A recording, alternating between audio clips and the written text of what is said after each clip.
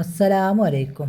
എല്ലാവർക്കും സന്തോഷവും സമാധാനവും ഉണ്ടാവട്ടെ. മാറാവ്യാധി രോഗത്തെ തൊട്ടും അപകട മരണങ്ങളെ തൊട്ടും അള്ളാഹു നമ്മളെല്ലാവരെയും കാത്ത് രക്ഷിക്കട്ടെ. നമുക്കെല്ലാവർക്കും വേണ്ടി പ്രാർത്ഥിക്കട്ടെ.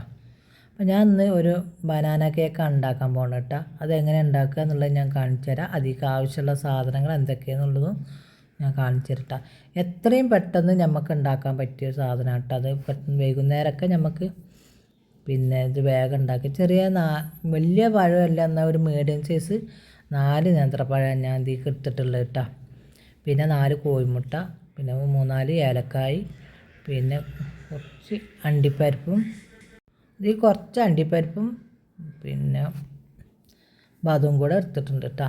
നമുക്ക് ഈ പഴം ഒന്ന് തൊലിച്ചാണ്ട് ചെറുതാക്കി കട്ട് ചെയ്തെടുക്കാം കേട്ടോ. അത്യാവശ്യം നല്ല പോപ്പായിട്ടുണ്ട് കേട്ടോ ഈ പഴം. മീഡിയം സൈസ് പാകമുള്ള പോപ്പാട്ടാ. ഇതിലേക്ക് ഇങ്ങനെ പോക്കണം, അപ്പോഴാണ് ഈ പഴം രസം ഉണ്ടാവുക കേട്ടോ. തോലൊന്നും വല്ലാതെ കറുത്ത് വന്നിട്ടില്ല. അധികം പഴുപ്പ് ഏറിയാലും ടേസ്റ്റ് ഉണ്ടാവില്ല അല്ലേ. ഇത് നല്ലൊരു പാകത്തിനൊത്ത പഴട്ടാ. ഇതൊക്കെ നമുക്ക് ചെറുതാക്കി കട്ട് ചെയ്ത് കൊടുക്കണം കേട്ടോ.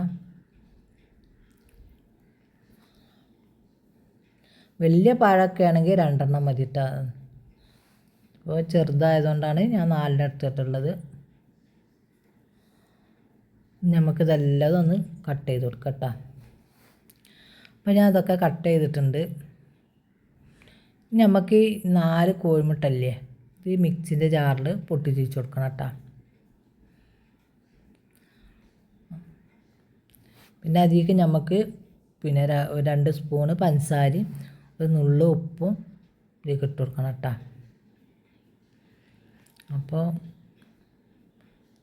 ആരെങ്കിലും സബ്സ്ക്രൈബ് ചെയ്യാൻ പറ്റുന്നവരുണ്ടെങ്കിൽ സബ്സ്ക്രൈബ് ചെയ്യുക. നിങ്ങൾക്ക് എൻ്റെ വീഡിയോ ഇഷ്ടപ്പെടുകയാണെങ്കിൽ ലൈക്ക് ചെയ്യുക, കമൻറ്റ് ചെയ്യുക, ബെൽ ബട്ടൺ അമർത്തുക. പോരായ്മകളും തെറ്റുകളൊക്കെ ഉണ്ടാവും കേട്ടോ. എല്ലാവരും ക്ഷമിക്കുക. ഞാൻ അതിലേക്ക് 2 സ്പൂണ് പഞ്ചസാര ഇട്ടിരുന്നത്.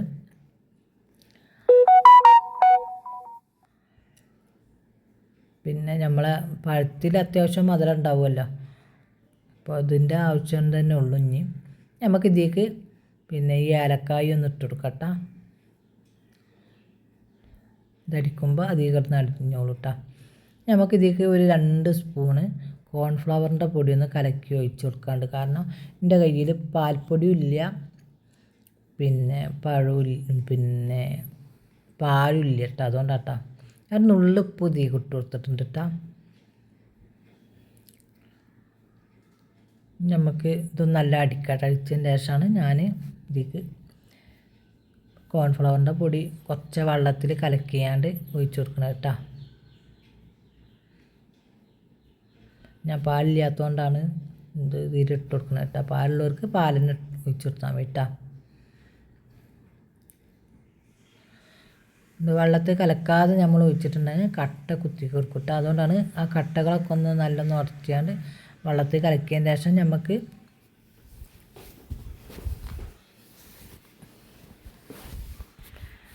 ഇതിൽ ഒഴിച്ച് കൊടുക്കട്ടെ. ആ പഴം പിന്നെ മുട്ടടിക്കണ മിക്സിക്കാണ്ട് ഒഴിച്ച് കൊടുത്താൽ മതി. എല്ലാതും കൂടെ ഒന്നും കൂടെ അടിച്ചു കൊടുത്താൽ നല്ല സെറ്റായി വരും കേട്ടോ. ഞാൻ ഇത് അധികം ഒഴിച്ച് കൊടുത്താണ് ഒന്നും കൂടെ അടിച്ചെടുക്കട്ടെ കേട്ടോ. ഞാൻ ചട്ടി അടുപ്പത്ത് വെച്ചിട്ടുണ്ട് കേട്ടോ. അതിലേക്ക് നമുക്ക് ഇനി കുറച്ച് നെയ്യ് ഒഴിച്ച് കൊടുക്കട്ടോ. മിൽമൻ്റെ നെയ്യാണ് ഞാൻ ഒഴിച്ച് കൊടുക്കുന്നത്. ഞാൻ പഴം അതിലിട്ടാണ്ടൊന്ന് നമുക്ക് വഴറ്റിയെടുക്കണം കേട്ടോ. ഓവറായിട്ട് ഇതാവൊന്നും വേണ്ട, ഒരു മീഡിയം സൈസിൽ നല്ലൊന്ന് വഴറ്റി കിട്ടിയാൽ മതി കേട്ടോ.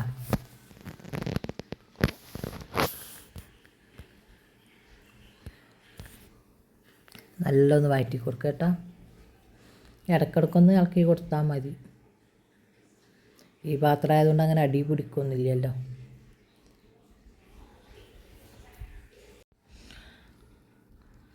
നല്ലൊന്ന് എണ്ണയിൽ നെയ്യിലൊന്ന് വഴറ്റിയെടുത്താൽ മതി കേട്ടോ. നമുക്ക് ഈ ചട്ടിയിൽ തന്നെ ഇനി ഇതെല്ലാതും കൂടെ മിക്സ് ചെയ്തിട്ട് ഒഴിച്ച് കൊടുക്കാം കേട്ടോ. അപ്പോൾ പിന്നെ വേറെ ചട്ടിൻ്റെ ഒന്നും ആവശ്യമില്ല. ഇത് നല്ല ഒന്ന് വഴറ്റി കൊടുത്താൽ മതി. ഓവറായിട്ട് പോകുമൊന്നും വേണ്ട കേട്ടോ. നമുക്ക് ഇങ്ങനെ ഇടയ്ക്ക് ഇതിങ്ങനെ കേക്കിൻ്റെ കൂടെ ഇങ്ങനെ കടിക്കാൻ കിട്ടണ്ടേ. ആ പച്ച ചുവന്ന് പോയി കിട്ടിയാൽ പിന്നെ നമുക്കിത് വേറെ പാത്രത്തിൽ ഒഴിച്ച് കൊടുക്കട്ടെ. ഒന്ന് ചൂടാറണം കേട്ടോ. ചൂടാറിയതിൻ്റെ ശേഷം നമുക്ക് ഇതിൽ നമ്മൾ മുട്ടടിച്ച് വെച്ചത് കലക്കി കൊടുക്കാൻ പറ്റുള്ളൂ കേട്ടോ. അപ്പോൾ ഞാൻ അത് ചൂടാറിയിട്ട് നമുക്ക് മറ്റേ മിക്സ് ചെയ്ത് കൊടുക്കട്ടെ.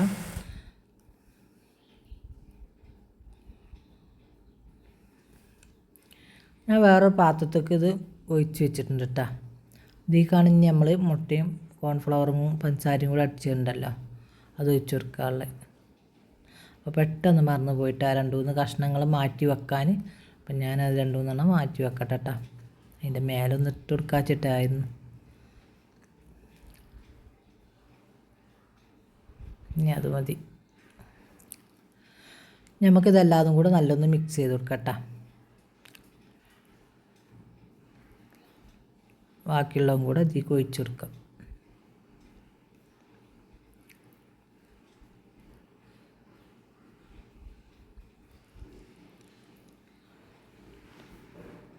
വലിയ ബുദ്ധിമുട്ടൊന്നുമില്ല ഈ പണിക്ക്, വേഗം പണി റെഡിയാവും കേട്ടോ. കുട്ടികൾക്ക് വൈകുന്നേരം നല്ല ഇഷ്ടപ്പെടുകയും ചെയ്യും.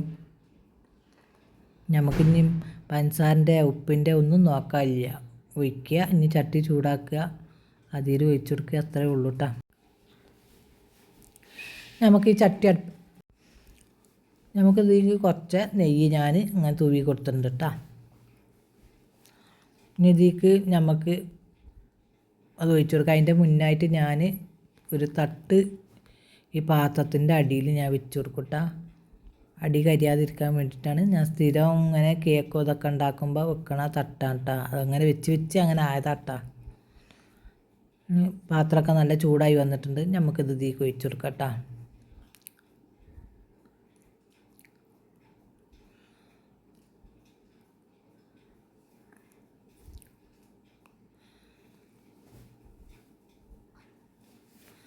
അപ്പം ഇനി ഇത് നമുക്ക് ഇനി മൂടി വെച്ചാണ്ട് ചെറിയ തീയിൽ ഒരു അരമണിക്കൂർ ഇത് വേവിച്ചെടുക്കണം കേട്ടോ. അരമണിക്കൂർ ചെറിയ തീയിലിരുന്നാലേ ഇത് വെന്ത് കിട്ടുള്ളൂ. ഞാൻ പഴം ഇതാക്കി വന്ന് നമുക്ക് അതിൻ്റെ മേലെ ഇങ്ങനെ ഇട്ട് കൊടുക്കട്ടെ. അത് താന്ന് പോകുന്നുണ്ട്. കുറച്ചും കൂടെ കഴിഞ്ഞ് ഇട്ടാൽ മതിയായിരുന്നു, ഞാൻ കുളർത്തില്ല. ഏതായാലും അവിടെ എടുക്കട്ടെ അല്ലേ.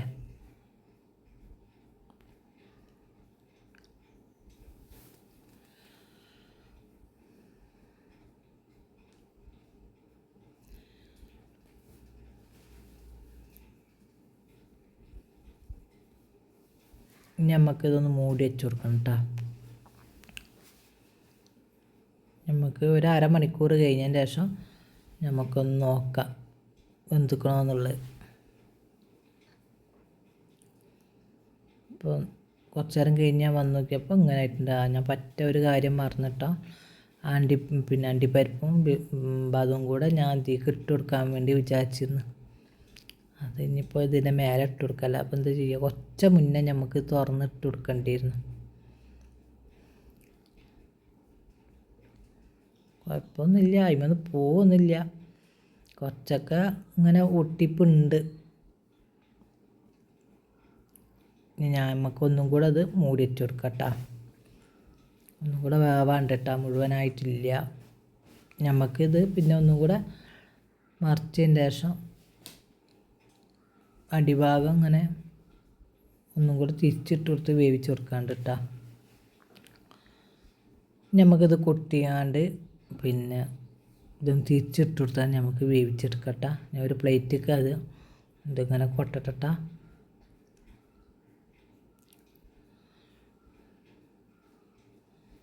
അപ്പോൾ ഞാൻ അത് പ്ലേറ്റ് കൊട്ടിയിട്ടുണ്ട് കേട്ടോ. നമുക്ക് ഈ പാത്രത്തിൽ തന്നെ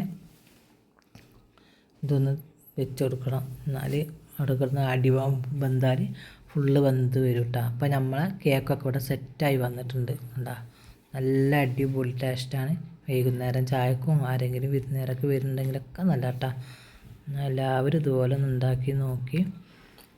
എന്നാൽ എല്ലാവരോടും അസ്സലാമു അലൈക്കും.